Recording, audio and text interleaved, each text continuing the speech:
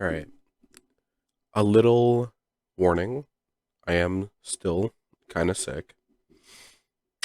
I have a cough, so um, if any of my points get interrupted because I'm coughing, please excuse that. But starting off, I saw this video about Apple's Magic Mouse, which is their mouse that is wireless, but you have to flip it on its back and stick the charger in underneath it in order to have it charge, which basically hinders the mouse useless if it's charging. And I'm going to play the video for you quickly. So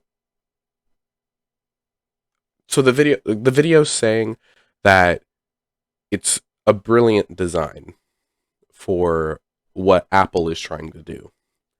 So I'm going to play that video for you really quick, and I'm going to counter. I'm going to go off. I'm going to just try to argue back as best I can with other examples that I can think of to pull up currently. I didn't plan this out at all, so if any of my arguments like suck or are confusing, sorry, but I'm making this out of uh, anger and not logical thinking, mostly anyway. So I'm gonna play the video for you now. The Apple Magic Mouse has to be charged like a beetle flipped on its back for one simple reason. Cables are not magic. Let me explain. So many people have talked about how this is a nonsense engineering decision, but it has been around so long that at this point, we have to understand that it's intentional. Logically, you should be able to charge a mouse while you're using it. The problem is that many people would choose just to always have it be wired. But if you were to share a photo of your beautiful new yellow iMac with a wired mouse, disgusting. Apple is all about restricting choices in exchange for a quality image. A wireless mouse and a wireless keyboard with no cables to show on your desktop. It's not about practicality.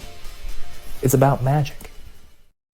All right, I think I started off with saying my background with Apple. So I should let you know that first before I continue. I have never owned an Apple product. I've only had friends and family tell me about Apple products or what I've heard online. And the only time I've interacted with an Apple product is probably some really old Apple computers from like elementary. I remember we had those in the library, and whenever I use a friend's iPhone, that that's pretty much my only experience personally with Apple. And so one thing I can agree with about Apple products is the fact that they do look nice. They have a nice sleekness to them, a nice just a nice, very sexy look, right? But the thing that you shouldn't do, that you like should not do, is purposely hinder something in order for it to look nice. You can't you can't restrict functionality for aesthetic, right? That's just you shouldn't do that. And an example I can give you is my whole setup. This isn't this isn't set up to look nice. It's set up to work functionally, right? Like I have stuff thrown everywhere, but I'm able to use it the best the best I can, right? Like this desk that I haphazardly built myself, right? It doesn't look nice. There's two shitty pieces of wood screwed onto a random shelf that my dad gave me, right? And I have a TV for a monitor, and I have a second monitor over here on a wooden table. Like this doesn't look nice, but it functions how I like it to function. My PC, the inside of it and this acrylic side panel looks like complete ass cheek, but it's a pretty decent computer for the price that I built it. So the point I'm trying to make, you shouldn't purposely hinder the functionality and the potential for something in order to have it look good. So, really quick, I just wanted to say that's pretty much my whole argument. I go on to a couple more kind of rants after this to try to further my point more, but I'm not sure if it's like good or not. So, if you want to keep watching, you can, but that's pretty much my whole point. So, you can stop watching now if you want to. And this is the point that he makes with Apple. Apple is all about restricting choices in exchange for a quality image. That should not be a model.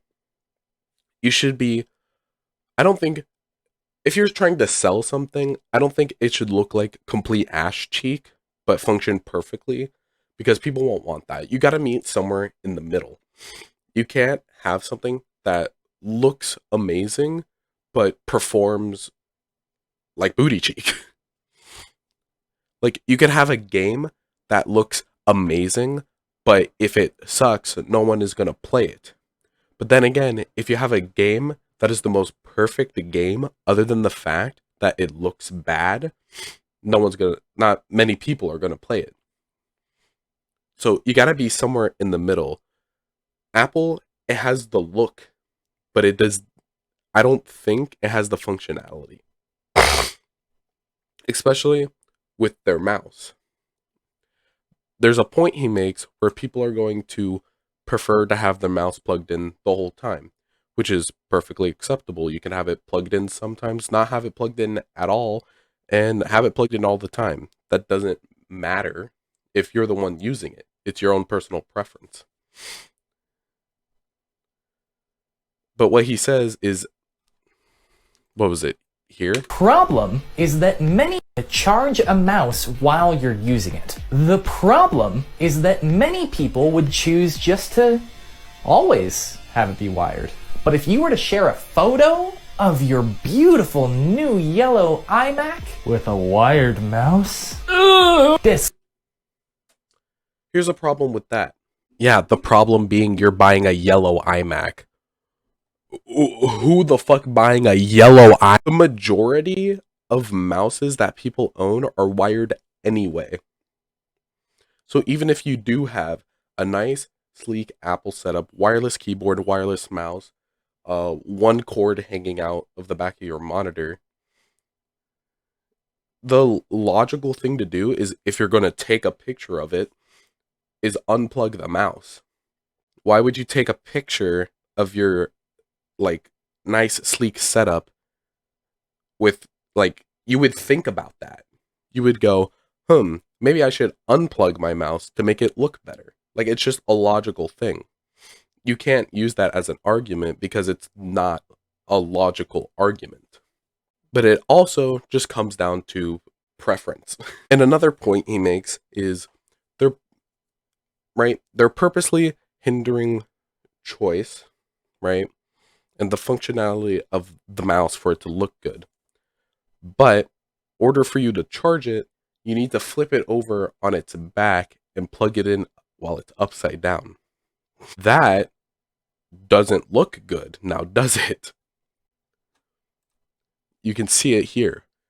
It doesn't look good. And because the back of the mouse is curved, it'll just wherever it wants. And it won't look good if it's charging. And the best part is, you can't use it if it's charging because of the way that it'll be angled if you try to use it while it's charging. The sensor won't pick up the surface that you're using the mouse on. I think there's an One example of that simple in reason. here. I mean, just look at that. There's no way you can get the sensor close enough to the table for it to work without, screwing up your cable.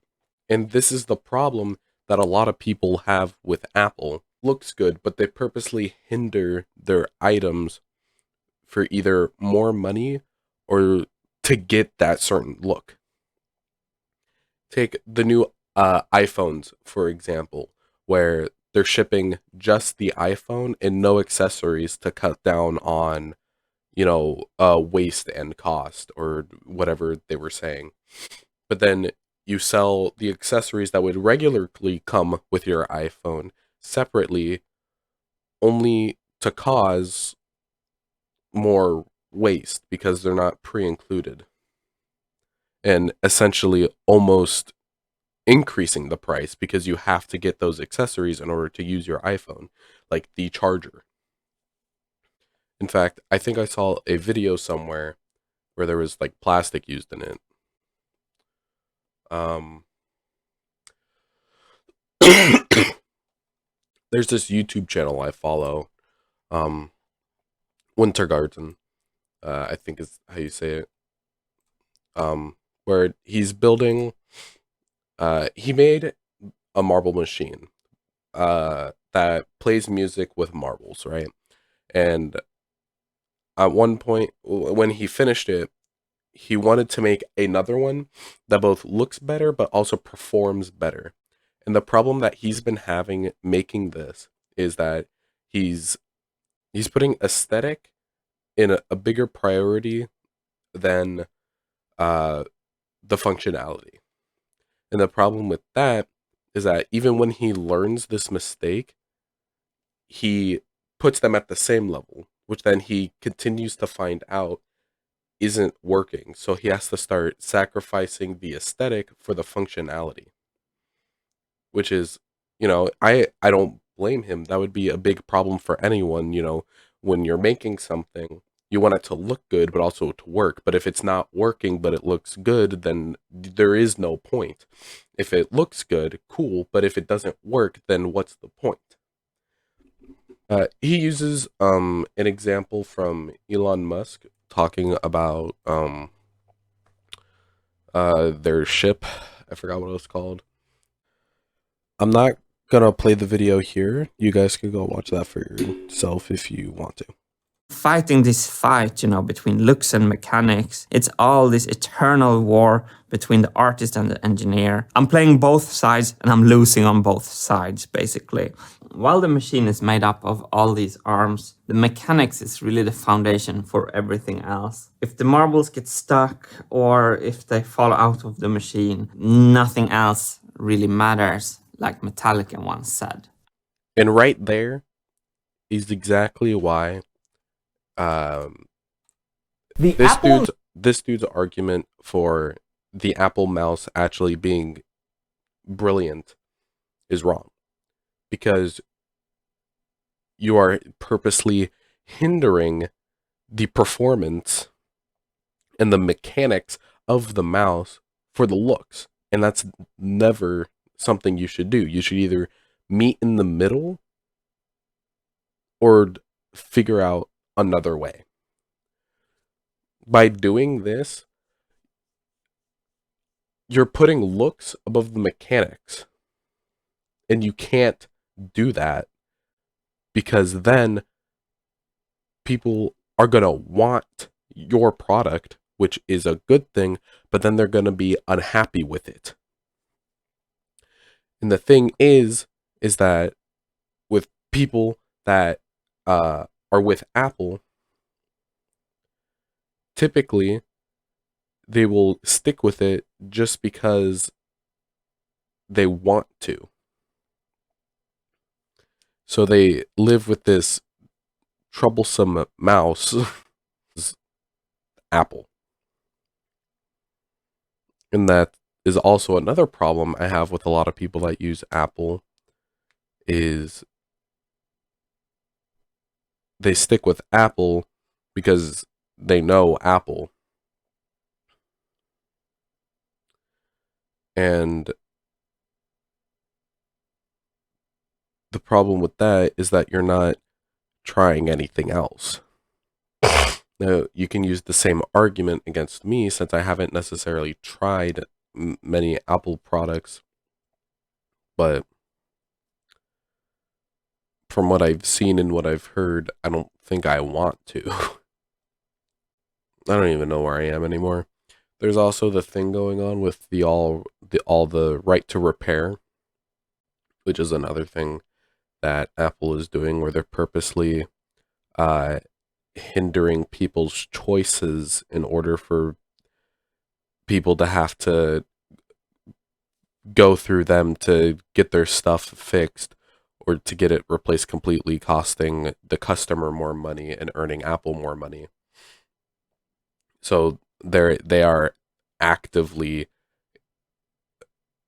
hindering the choices of their customers with their phone products to get more money.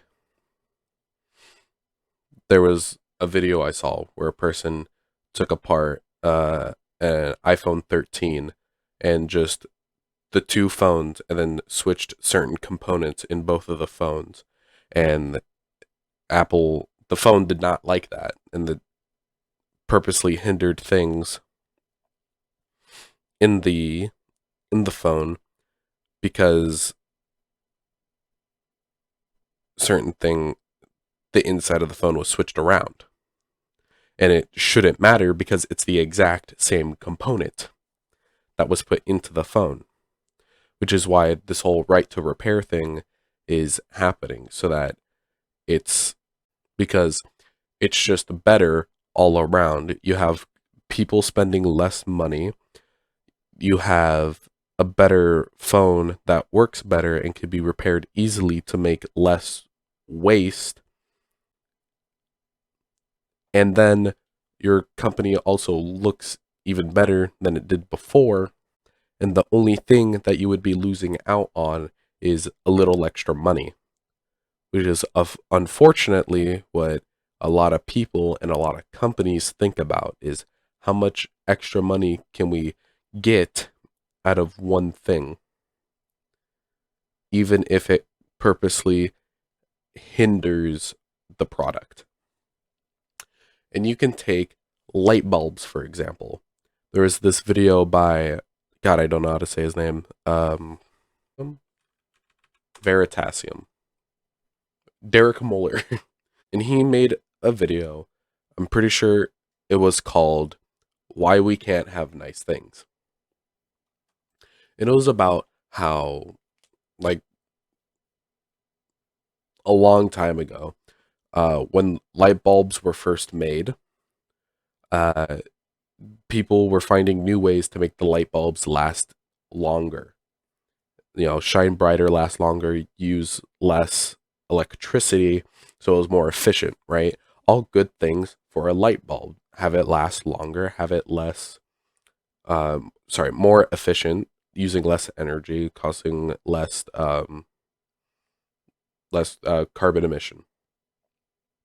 But then the problem that they started occurring was light bulbs were lasting too long, which meant people weren't buying light bulbs, which means they weren't making money.